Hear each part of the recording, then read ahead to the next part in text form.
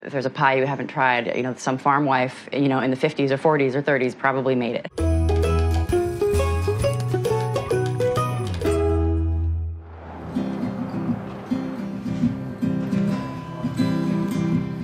"4 and 20 blackbirds" actually comes from the nursery rhyme, "Sing a song of sixpence at the pocket full of rye, 4 and 20 blackbirds baked in a pie." Pie is not new. It is not a newfangled thing. It is an old-fashioned, homespun dessert, so it sort of makes sense for us that the nursery rhyme would be the name of our business.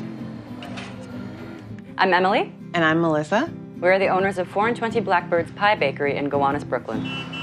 And we're sisters. We grew up in a restaurant. Our mother owned it for 15 years. It was a small town in South Dakota, 400 people. Our grandmother came in a few times a week to make all of the pie for the restaurant. She was definitely known for her pies. People would travel from other towns. The delivery drivers would stop in our little town to buy her pie. Melissa and I started baking pies together when she moved to Brooklyn, and we had found that, even though we had grown up in a restaurant, we had gravitated back to the kitchen and really felt a true drive towards baking and towards pie making.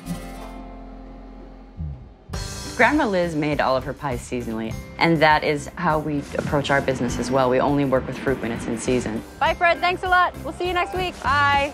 One aspect of what we do is a lot of the combination of sweet and savory, kind of highlighting that savory element, whether it's a salted caramel apple or a salty honey or a malted chocolate pecan, which is using malt syrup that is used for brewing beer. Those hit all of the notes on the flavor palette. We also like that our pies are a little bit unexpected. Sweet potato apple crumble is a great example of how we create a pie. I was working on trying to make a sweet potato pie with sliced sweet potatoes, and we were trying it. It just wasn't coming out quite right. It was really dry, and we came up with adding apples to it.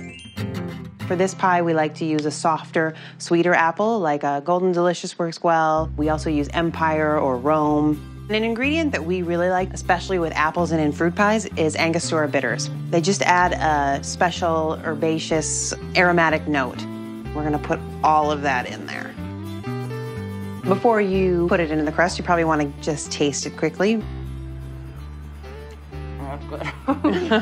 We like to add a little bit of sugar and flour to the bottom of the pie crust. It sort of adds a little sweetness at the bottom of the crust, and I think it kind of also acts as a little bit of a barrier. Now that the filling is evenly distributed, we can add our oat crumble topping.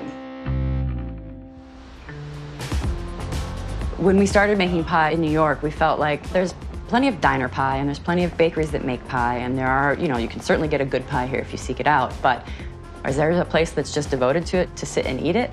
We didn't really find that. But I will say that after opening, we do feel that the pie scene has grown, and it's exciting to see people doing things differently. We also knew that there was an arts community here, artists and musicians that were underserved and needed a gathering place. And that is very much a mission of our business. We had asked, do you get tired of pie? Do you still eat your pies? Absolutely, we still eat them. Do you get tired of it? No, not really. I think that pie is special in that it has this sort of, it's an endlessly creative food medium. Hungry for more pie? Subscribe to the Epicurious channel.